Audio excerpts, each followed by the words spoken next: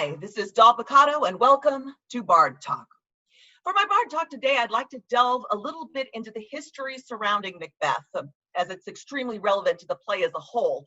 I'll also dip into a bit why the play tends to lose audiences, how some of it just isn't funny or it doesn't seem relevant, at least to us as modern audiences. Now, one of the first things generally addressed when you're starting a new production of Macbeth is the curse. You'll notice a lot of actors calling the play Macbee or Mackers or the Scottish play. Now, according to folklore, Macbeth was cursed from the very beginning. A coven of witches objected to Shakespeare using real incantations, so they put a curse on the play.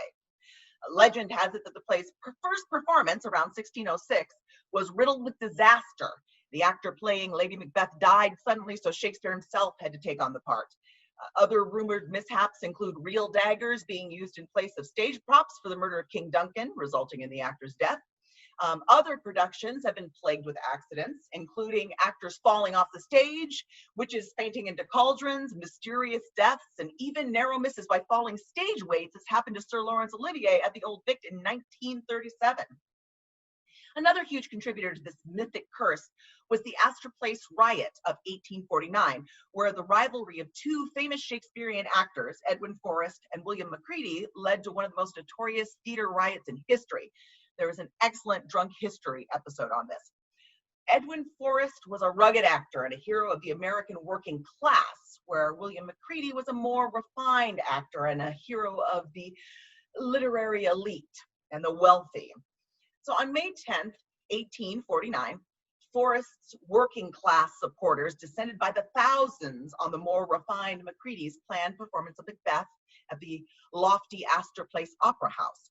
It was hardly the first theater riot in America, but it soon became the most serious. As the crowds got out of hand, state militia troops were summoned to end the riot, fired their weapons, and it ended with fatal results. Inside the theater, meanwhile, Macready struggled through the performance and then fled, never to appear in America again. 22 people died as a result of this riot, this theater riot. So, is this play actually cursed? Who knows?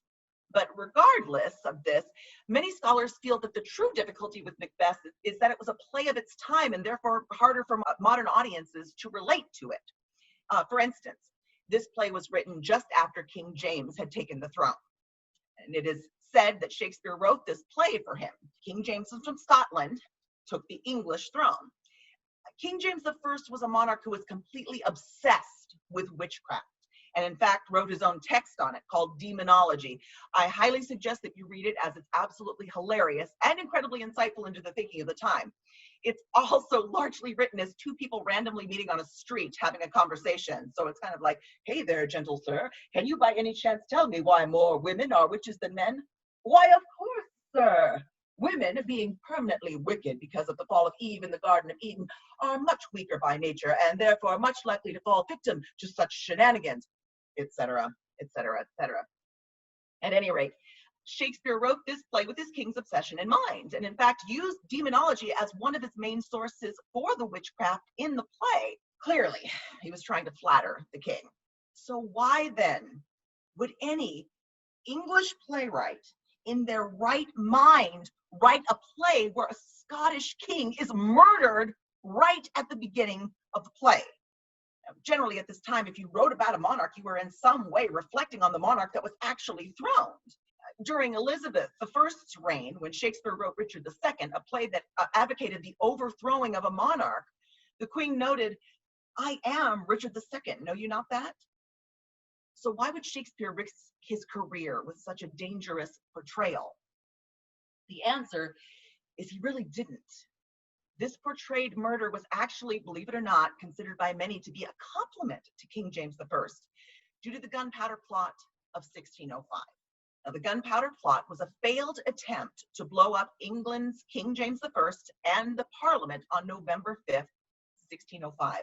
Some of you may know the rhyme that goes along with it. Remember, remember the 5th of November, the gunpowder treason and plot. I know of no reason the gunpowder treason should ever be forgot. The plot was organized by Robert Catesby, a Catholic convert, in an effort to end the persecution of Roman Catholics by the English government. Catesby and others hoped to replace the country's Protestant government with Catholic leadership. Catesby was an English Catholic whose father had been persecuted by Queen Elizabeth I for refusing to conform to the Church of England. So Catesby and a handful of other plotters rented a cellar that extended under the Parliament building, and Guy Fawkes planted gunpowder there. However, as the November 5th opening meeting of Parliament approached, Lord Monteagle, one of the doomed parliamentarians, was warned in a letter from his brother-in-law, one of the conspirators, to not attend Parliament on November 5th. Monteagle is said to have brought this letter to King James, and it contained a bit of a riddle. They read the line, "Yet I say that they shall receive a terrible blow, this Parliament, and yet they shall not see who hurts them." Well, this was a bit confusing, as the use of the word blow up to that point had been mainly used in the sense of striking a blow, meaning you would be able to see your attacker. Now, it's said that James I was the one who lit on the idea of an explosion, something being blown up, and sent people to search. Hours before the attack was to have taken place, Fawkes and the explosives were found. And by torturing Fawkes, King James's government learned the identities of his co-conspirators. During the next few weeks, English authorities killed or captured all of the plotters and put the survivors on trial.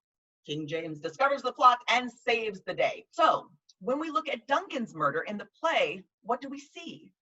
A man whose last scene opens with him saying, "This castle hath a pleasant seat. The air nimbly and sweetly recommends itself unto our gentle senses."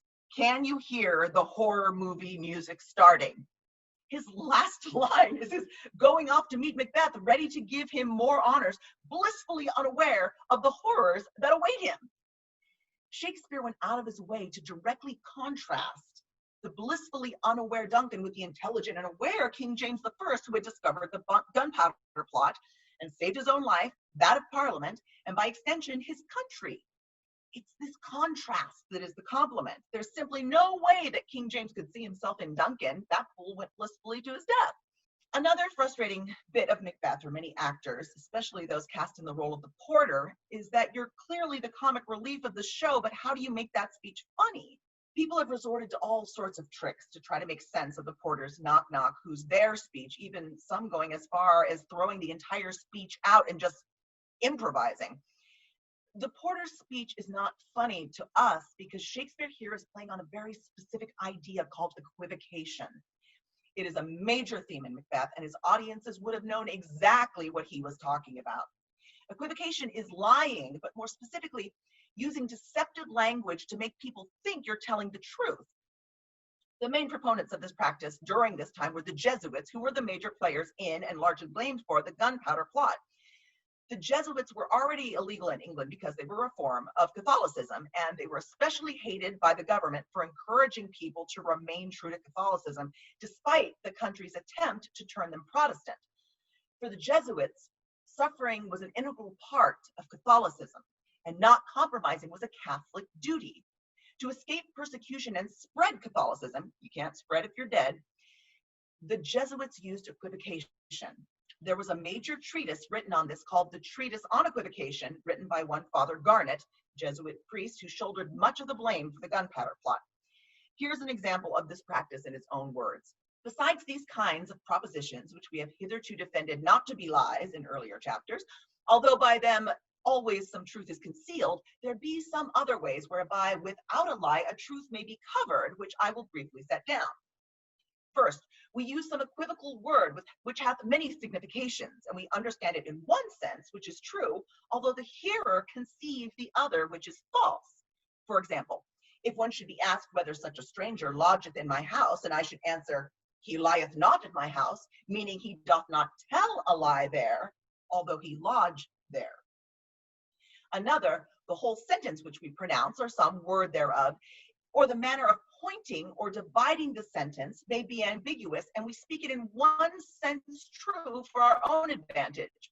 So it was recorded of Saint Francis that being asked of one who was sought for death whether he came not that way, he answered, putting his hand into his sleeve, or some say into his ear, he came not this way, meaning he came not through his ear. He's telling the truth, but in a way that conceals a lie. That's not what the person asking him was asking him. He was asking him if someone came this way, but instead of revealing that truth, he equivocated. So when the porter, imagining that he is a doorkeeper to hell, lets in an equivocator, This is what he's talking about. Many scholars believe that the equivocator is Father Garnet himself, who was drawn and quartered for his part in the plot, and very well may have been believed to be knocking on Hellgate, being unable to equivocate his way into heaven. But how many modern theatergoers have read Garnet's treatise on equivocation? This joke is lost on them. It was a joke that resonated at a particular time in history with a particular audience who was part of that history. The humor of imagining Father Garnet trying to get into heaven with deceptive language doesn't resonate with a modern audience. Sort of like a very young child watching Disney's Aladdin now. No child is going to understand the genie turning into Arsenio Hall or William F. Buckley Jr. or Rodney Dangerfield. It's like that, but with 400 more years added on. Equivocation is also used in other places in Macbeth. The witches and their prophecies, for example, they constantly use deceptive language with Macbeth, and he falls right into it, even though he's being shown the truth. Later in Macbeth, after hearing that Birnam Wood has been seen moving toward Dunsinane, Macbeth states, "I pull in resolution and begin to doubt the equivocation of the fiend that lies like truth." He now doubts the third truth that he heard from the witches. They said for him not to worry until Birnam Wood moved to Dunsinane, which sounds like a slam dunk for safety, but of course that wasn't the full message. It was accompanied by the apparition of a boy in a crown holding a tree. Malcolm, the prince, tells his army to pick up branches to hide their numbers. Thus, it looks like the wood is moving to Dunsinane. So while the words give Macbeth the impression of safety, that image should have given him pause. In the second prophecy, "Be bloody, bold, and resolute. Laugh to scorn the power of man, for none of woman born shall harm Macbeth." The apparition that is shown is a bloody child. Macbeth hears the prophecy and concentrates on the word woman. Since everyone is born of a woman, he thinks he has no need to fear. However, he should have focused on the word born. That, coupled with the vision of the bloody child, a child perhaps covered with blood from a cesarean section, would have told him what he actually needed to fear. The first prophecy is straightforward, to the point. Fear Macduff. That's it. And because of that simplicity, it also becomes an equivocation. The simple, plain language makes Macbeth believe that the other prophecies will be just as straightforward. So I hope this talk has given you some information to help you better understand Macbeth and some of the historical happenings that led to its being penned. I also hope it will help you to enjoy this fantastic play, regardless of curse, regardless of history, regardless of the disconnect, with honesty, clarity, appreciation of the talent, and joy, with no equivocation necessary. Thank you for coming to my Bard Talk.